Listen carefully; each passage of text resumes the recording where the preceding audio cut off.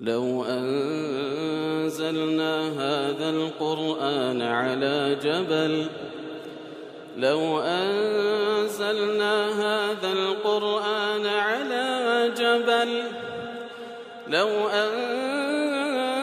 أنزلنا هذا القرآن على جبل لو أنزلنا هذا القرآن على جبل لرأيته خاشعا متصدعا من خشية الله وتلك الأمثال نضربها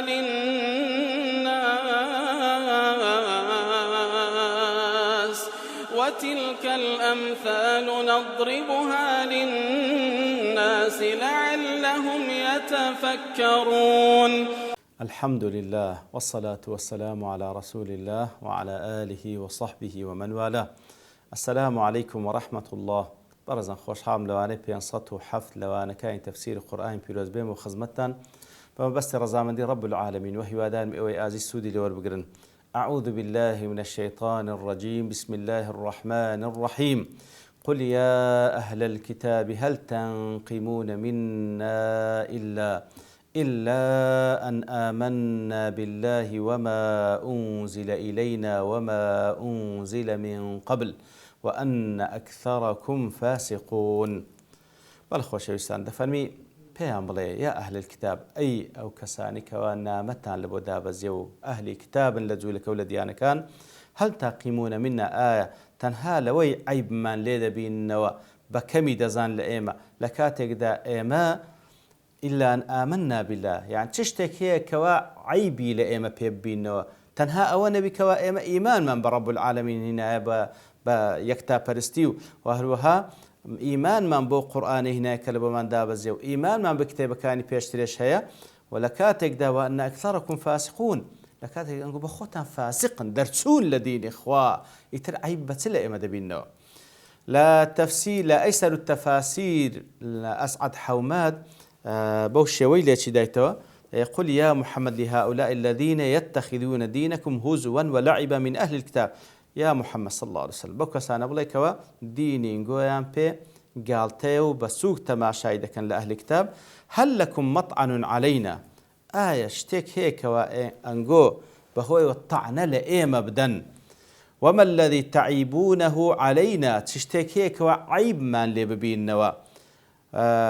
غير إيماننا بربنا زق لوانا بكام إيمان ما بپروردگار من يعني تشتكي واتان لذكا كوا عيب لإيما بينو طعنا ما ليبدن لكاتك دا تنها أوانا بكوا إيمان ما بپروردگار من هنا وبما أنزله إلينا وبو قرآنك لبو إيما دابزاندي وما أنزله على أهل الكتاب من قبلنا وهروها إيمان ما بو كتابانا شيء كلا بيش قرآن بيروز دابزينا وغير إيماننا يا أهل الكتاب وغير أوش يعني تسيمان هي كوا ببتما أو كوا أنقو عيب ما لبينوا بأن أكثركم فاسقون لقال أواش كأنقو عيب لإما دبينوا بخوتان زوربتان فاسقا خارجون عن طاعة الله وعن طريق الهدى زوربتان لريقاي هدايته لطاعة رب العالمين درسوينا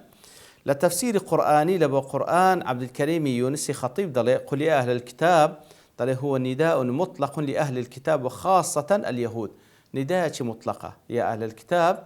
نداء مطلقة لبو أهل كتاب بقشتي بتايبتش لبو يهود وليس المراد بهذا القول أن يلقاهم النبي به صلى الله عليه وسلم ما بس لير دعوانية كوا دفن قل يا أهل الكتاب كوا فعلا بيان صلى الله عليه وسلم بيان رابقيني وإنما هو قول موجه إلى النبي وإلى المؤمنين بل كده فرمي قولك خايق التوجيه كده لبو بيغمبر صلى الله عليه وسلم لبو إيمان داران تتكشف به حال أهل الكتاب لو كوا حال أهل الكتاب لبو ما انكشف بك وموقفهم العنادي من المؤمنين وتاوكو لبو ما مرابقين خايق لو ما بيان بك كوان تسند موقفيكو هلو يستشي عنادي يعني برامر بإيمان داران وليس يمنع من هذا أن يستمع اليهود إلى هذا القول طلع خو مقصد أوشني كوا يعني ممنوع بالكتاب نقوتري نا بجولك نقوتري وأن يعرفوا رأي القرآن فيهم ما بس أوانية يعني كذلين أو أخوي جورا بياني أهل كتاب ذاك موقف أهل كتاب لبو إيما شرنية إلا بوان بقولتله تلخو منعش نية ممنوع نية كوابيان راب جيندريو بابزان رأي قرآن درباري أوانسيا إذ كانوا دائما يتتبعون أخبار النبي صلى الله عليه وسلم بالقرآن ببخويان ببردوامي بدواي أو خبران بون كوالله بيغمبر ولويان دي صلى الله عليه وسلم وتسق قرآنش لو دادا بزي ليبحثوا فيها عن شبهة تاوكو شبهش تدبينو يضلون بها المؤمنين ويفتونهم في دينهم كاتم بخوان بدواي أو قرآن داد قرآن كلا بيغمبر داد بس صلى الله عليه وسلم بس يوكو شبهش لبينو ببتما يوكو فتنة وقمرائي لبو إيمان داران دروز بكان بهر حال أو رأي أو بياوي كذا رأي شرنية إلى بيان بقولتلي بلام خواهي قل يا أهل الكتاب بيان رابقينا وكو زانات تجدفنون همو أواني كوا بيان صلى الله عليه وسلم فرمويتي بيان رابقينا همو يعني بيراقيان دي فعلا يا أهل الكتاب لبرتسيان قوادا كان تشتكيك عيب لإيما بينا وغير أويني بكيما إيمان ما بروردقار ما هنا. وفي هذه الآية يرى المؤمنين أن هذا الموقف العنادي من أهل الكتاب يتلو آتا في شان ماندا أو هلويستي كوا هلويستي أهل الكتاب كوا تسنده عناد مرامبر بمسلمانان تفرمي لا سبب له أو موقفي أوان برامبر بمسلمانان كوا موقفش عنادية هيت سبب يكون مبرر يشينيا إلا تنها أوان بكوا إيمان داران إيمانيا بذاتي خواي قورهن بتاكو تانية وما أنزل عليه من قرآن وإيمانيا بقرآن بيروزنا وإيمانيا ببيغمبراني بيشي بيغمبري خوش مع صلى الله عليه وسلم كتابان كالبيان دابزيا ذلك في حين أن أكثر أهل الكتاب فاسقون لكاتك دا أوان زور بيان فاسقا درتسونا لكتاب خواي قورة ولطاعة خواي قورة تلك إذن هي أسباب هذه الحرب الخبيثة التي يعلنها اليهود على المؤمنين كواتا أو أسبابه كاركاني أو حرب درندانية كيهود برامبر بإيمان داران إعلاني كده إنها عداوة بين المؤمنين وغير المؤمنين كواتا دجمناتيك لأنوان إيمان داران وغير إيمان داران بين من استجاب لله ورسوله ومن حاد الله ورسوله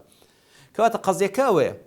أوان لويا رقيان لمسلمان هستايات كأوان إيمانيان بخواي قول هنا بتاكتن إيمانيان بقرآن بيروزن إيمانيان بهم بيغمبران بيشترو وهر وقت بكان هنا لكات إذا أوان بي كافر كواتا قزيكا حرب دينية حرب عقائدية أوان إيمان داران والله ميبان قواس خواي قولان دايتو أوان اجدجاتي دا كانوا لسر أساسية أو دجمناتي مسلمان اجدكن دا تفسير قاسمي دالي قل يا أهل الكتاب بيام لي يا أهل الكتاب كخواي قول بوشوي وصفي عندك وصفوا بذلك كوصف كرين بأهل الكتاب تمهيدا لتبكيتهم كواتوا بيشتشيكا لبوي كوا سرزنشتيان بكا وإلزامهم بكفرهم بكتابهم وتاوكو بيان قريتن بوي كوا هر بكتابي خوشتان انقو كافرن أيا أصحاب الكتاب كواتما معناه آت كوالي ده يا أصحاب الكتاب أي أواني كوا خاوني كتابا العالمين بالنقائص والكمالات لكاتك ذا انقو خاوني كتابان كواتا شارزانا تشتق نقصان وتشتق كمالة التي يستحق على تحققها وفقدها الاستهزاء كواتا أنقول لكاتك دا كأهل كتابن لكاتك دا كوا علم تان هي تشتق راسته وتشتق ناراسته تشتق كمالة وتشتق نقصانية لكاتك دا أجر أنقول علمتان هي ككاري بينا كان براستي أنقول زي جاي أو أنا كوا استهزاء في بكرة هل تلقمون منا أي ما تعيبون وتنكرون منا تشتكي كوا إيمي بي عيب دار بكنو رقتان لي هسطايا إلا أن آمنا بالله تنها أونا بكوا إيمان من برب العالمين هي بتاكو تنيا وهو رأس الكمالات لكاتك دا إيمان هنان برب العالمين بتاكو تنيا رأس الكمالات كوا تقمي كمال برزية وهروها إيمان من بويهنا وما أنزل إلينا كقرآن بيروز وهو أصل الاعتقادات والأعمال والأخلاق لكاتك ذاك أو قرآن كإيما إيمان ما فيهنا أصل بناغي همو عقيدة همو كارو كردو خروش تيشتساكا وما أنزل من قبل وإيمان من با أو كتابان هنا كوالبيش بتردها وهو يشهد لما أنزل إلينا إيمان من بكتابة كان بيشو تريش هي كوا شاهدي ددن لبو حقانية أو قرآني كلبو إيما دابزيا وأن أكثركم فاسقون أي متمردون خارجون عن الإيمان بما ذكر ولقال أوش زوربتان درتسوين لسنوري أو إيماني كوا إيما باس ما كرك إيمان ما بيهيو لطاعة خواهي قولي درتسوين زوكو دل إنما فسر تنقمون هل تنقمون منا بس تفسير كرا بتعيبون وتنكرون أو ها تفسير كرا هل تنقمون منا وتأ بوي عيب دار ما عندكن إنكاري أو اشتمان لذكن لو أو هاي تفسير كرا لأن النقمة معناها الإنكار باللسان نقمة أو كواشتيق إنكار بكي بزمان أو بالعقوبة يعني وتا إنكاري اشتيق بكي بوي كوا عقوبة يبدي والكراغيب دله لأنه لا يعاقب إلا على المنكر كواتا هل تنقمون منا بإنكار كردن بزمان دي وهروا بإنكار كردن بعقوبة دي لبروي كسيق معاقبة ذكر بسزاد دي لسرشتك ومنكر كرديتي فيكون على حد قوله ونشتم بالأفعال لا بالتكلم كواتا عقوبة دانيش هر عين بمعناي إنكار كردن دي لبروي كسيق كسزاد دي لسر أوش سزاد دي كواشتش منكري كرديا وكو كسيك دلتن كوائمة هر بكر دوجو ينددين نوك هر بزمان بهر حال هل تنقمون منا تنقمون بس ما ناقدي واتبا معناه تعيبون وتنكرون بوي عيب ما لدبين عيب دار ما ذكر إنكاري لسر إيما ذكر وهل هذا ليلة هذا تفسير قاسمي في الآتي تسجيل على أهل الكتاب بكمال المكابرة والتعكيس كواتو أوش لسر أهل كتاب تومار كردك أو بريخو بقور زانينيان هي حيث جعلوا الإيمان بما ذكر موجبا للنقمة لكاتك دا كاوان أو إيمان داران كوا وكوباس كرا إيمان بذات خواهي قربتاكتن إيمان بقرآن فيروز إيمان بكتابكاني بيشوتر أوان كردي تماهي وكوا كسيك أقر بوشيوي إيماني هبي بيوستا عيبي لي بجيريو إنكار بكري مع كونه في نفسه موجبا لقبول وارتضائه مع العلم أو إيمان بتاكو تنياي خواي قولو إيمان بقرآن بيروز بكتابة كان بيش قرآن إيهان ديكوا قبول بيئته لو كسرازي بكو إيمانه هي فمعنى الآية ليس شيء ينقم من المؤمنين فلا موجب للاستهزاء كانت معنى آتكا هشتيق مبرر وسيلو هشتيق نيكا بتماي ويكوا أنقو رقتان لإيمان داران ببيتوا وهروها استهزاء بيبكن وهذا مما تقصد العرب في مثله تأكيد النفي والمبالغة فيه دليل الزمان عربش أو اشتهى كاتكوا التأكيد لنفي كردني اشتيق دكاته ومبالغة لو اشتدكات كوا نفي دكاته بإثبات شيء بويكوا إثبات اشتيق لمقابل دكا وذلك الشيء لا يقتضي إثباته فهو منتف أبدا كواتا الزمان عربي كاتكوا التأكيد لنفي كردني اشتيق دكاتا واخذ مبالغة دكا لنفي كردني أو شتي بويكوا إثباتي دكاتا وأوشتش كإثبات دكاتا أصلا لا يقتضي إثباته فيوس بإثبات كردن أزوكو دل ويسمى مثل ذلك عند العلماء البيان تأكيد المدح علماء بيان دلن ومعناه تأكيد المدح تأكيد نورس المدح يشتق بما يشبه الذم وبالعكس تأكيد كرنورس المدح يان بما يشبه الذم بالشوازك وكو قلية يان بعكسكي يترلا نموني لبو يكم دل عرب دل ياخذ فارس الشعر شنا ولا عيب فيهم غير أن سيوفهم بهن فلول من قراع الكتائب هز عيبيانية تنها أولا بالشيركانيان كوربوا الشيركانيان تيجي نمايا لبروي هندا مبارزة وروبروي كتيبة كان بينو الشريان كردية كاتلير ذاك بابلين وكأنما زميان ذاك برمو مدحة شيركانيان كوربو تيجي نمايا كات مقصدي هندا آزان هندا الشريان كردية كاتولير أسلوبك الأسلوب كان التأكيد مدح بشوازك وبزمدتي لنموني دوميش بويكوا بعكسك وكوغوتي أو آتي أي ما ينبغي لهم أن ينقموا شيئا إلا هذا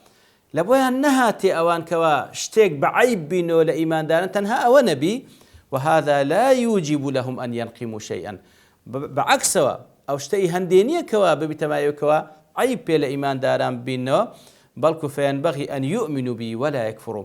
أو موقفه هل يست إيمان داران بيست أوان زياتر بي معذب إيمان بينو قبول بكن وفي أيضا التعريض بكفرهم وهروها وآتا أويت ذاك والسرزنشت عندك بكفركي خويا ولخالص مجدر إسناد الفسق إلى أكثرهم وأن أكثركم فاسقون تفرمي زوربتان فاسقا لأن من قال منهم ما قال وحمل غيره على العناد طلبا للرئاسة والجاه وأخذ الرشوة إنما هو أكثرهم كواتا زور بيان كأقصي كردية زور بيانا كوا طبعا بتسمى بستيش أقصي إذا كانوا عيب لإيمان داران دبين نوا ما بستيان بدسينان زاه مكانته ولئلا يظن أن من آمن منهم داخل في ذلك طال باب إنصافا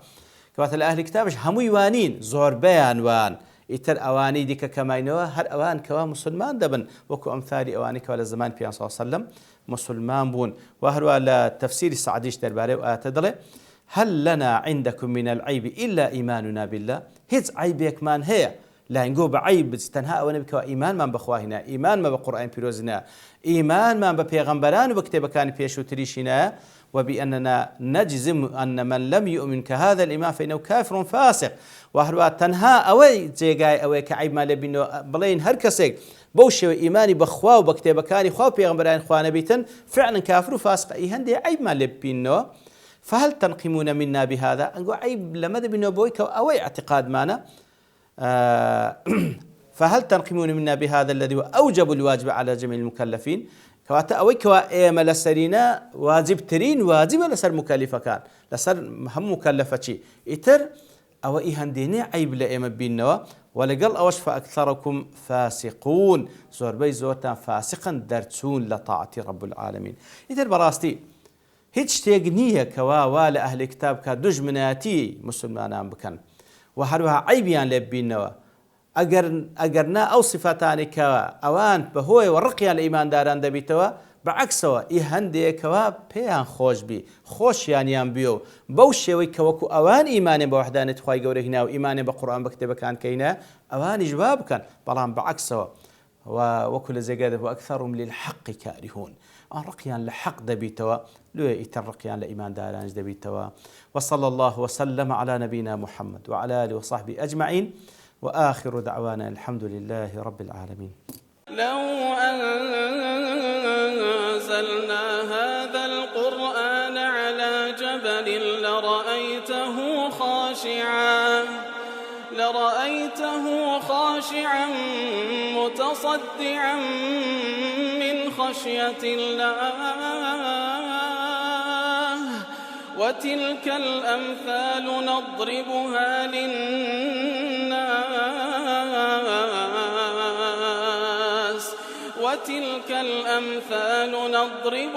للناس لعلهم يتفكرون.